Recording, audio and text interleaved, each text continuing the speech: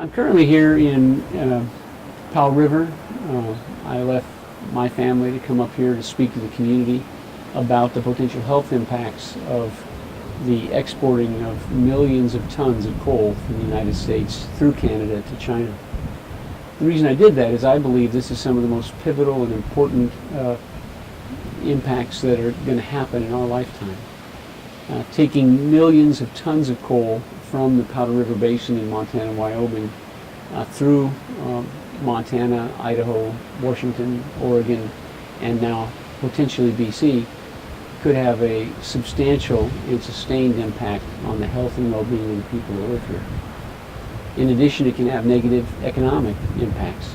And although the proponents of these plants and facilities believe that there are jobs involved, for example, on Texada Island, there would be about 16 new jobs, and they're well-paying jobs. But how much are those jobs worth in terms of your health, your family's health? How much are they worth in terms of the offsets that are definitely going to occur in impacts on tourism, impacts on the health and well-being of the animals and plants that we rely on to maintain our way of life here in the northwest coast of North America? Coal dust itself can be very dramatically impacting the local environment.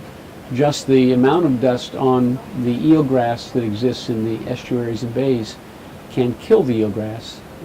The eelgrass is essential for the herring to live. If the herring fail, they're essential for the salmon to live. If the salmon die, even the orcas could fail to persist in their effort to be part of our ecological niche. This can have huge economic repercussions in terms of tourism, in terms of the vitality and ability of our environment to persist.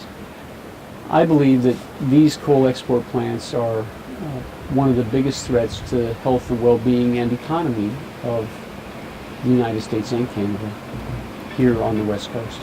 The potential impacts can be great, both locally and globally, for the export of vast amounts of coal from the United States through Canada to the Far East.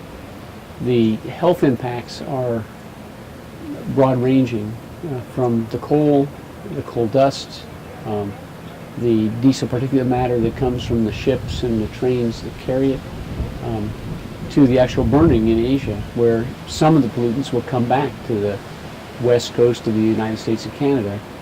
As much as 15 to 30% of the deposition of mercury that lands on the west coast of North America is from China, from the burning of coal to generate electricity in China, then comes back to the west coast of North America, polluting the rivers and lakes and streams that we all utilize, both as water sources and the plants and animals utilize for growing. Mercury is a fairly challenging substance to control because even small amounts can cause disruptions in the fetal development of humans, causing decreased fine motor coordination and lower intelligence. Already there's a fair amount of mercury in our water systems from things like the plant here that processes paper, and many West Coast communities process paper. Mercury was deposited from those activities. Adding to that, with the deposition of mercury from the burning of coal in China, creates even larger challenges for safe drinking water and safe food products from this region. The other health impacts that are potentially significant are primarily from diesel particulate matter, but also from coal itself, the coal dust. Coal dust blows off of the trains, the barges, the ships, and the stockpiles that are located or would be located here in Canada and in the U.S. It'll blow for about 5 kilometers. This dust can be significant in terms of the health and welfare of the people that live near the plants, and certainly those that operate the plants. In addition, the diesel particulate matter, which is the product of combustion of the engines that move this coal from the United States through Canada to China, can be quite significant. The ships that move this coal are the largest things that human beings have ever made that that move on the face of the earth. They're single hold, they have millions of gallons of fuel in them, they have some of the worst safety records of any vessels afloat. It would be at least one a day, or potentially many more if several of these export facilities are located on the West Coast. That's a huge risk to local populations and to the local environment. So medicine has known for decades that coal dust is a serious threat to people's well-being. In the mines and in the transportation of coal, there's very strict regulations in the U.S., fewer regulations in Canada, on protecting people from the impacts of coal dust. It can be breathed into the lungs, definitely known to cause emphysema, definitely known to cause pneumoconiosis, or a disease of workers in mines. It's difficult to know with any certainty what the impact will be on people with lower doses. It may be more mild. It certainly, though, is a problem. We've seen photographs of the wind blowing on the West Shore terminal in the Lower Mainland, and the amount of coal dust that can leave at a moment's notice with a large gust of wind is substantial, and it can go for great distances, as much as 5 kilometers.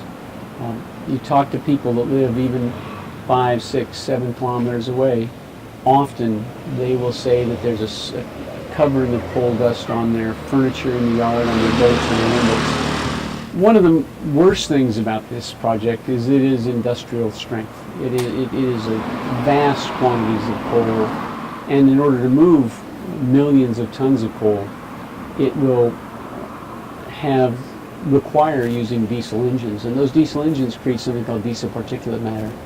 Diesel particulate matter has a size of about 5 microns. That means that it can be breathed down deep into your lung, not just in the upper airways, but down in the alveoli, and those diesel particulates then come in contact with your capillaries and go straight into your bloodstream. Diesel particulates, when they're burned, have a carbon core. The toxic substances, the heavy metals and the other chemicals adhere to that, and they can then be breathed down into your lung and are known to cause a large variety of diseases, including cancer, including being precipitating factors in causing strokes and heart attacks. The fact that there is a substantial amount of diesel particulate matter that will be emitted from the ships and trains and the port facilities themselves in moving this stuff around is a very substantial concern, and should require a health impact assessment to fully evaluate the potential impacts on human health. I've been involved for almost 2 years now in evaluating the potential impacts of these projects in the United States, and now because I think we are being successful in shoving them out of Washington State and where I live. 3 of the 6 planned plants have been mothballed or withdrawn, has led me to make a commitment to not having this happen in other communities. It's what leads me to come to Canada now. I've been frankly shocked by the lack of environmental safeguards that are available to Canadian citizens. In the United States, we have the Clean Water Act, we have the Clean Air Act, where citizens can take action against corporations or the government if they do irresponsible things that adversely impact their health. There isn't a corresponding set of laws in Canada. It's actually very worrisome. Even down in the Lower Mainland, where there's substantial opposition to these coal ports, there are very few tools or mechanisms for people to become involved or to have an effective impact on the process. Even here in Powell River and on Texada Island, there are very few ways that there are effective interventions that can be made if a citizens group or community or an individual believe or are convinced that this is going to have a negative impact on them. There are very few tools they have to actually impact the process. There's a voluntary consultation process, and frankly, that's about it. only the federal government probably has the ultimate power to stop these activities. And to date, the federal government has been very willing in Canada to be part of the process and move these facilities along despite widespread opposition at the community level.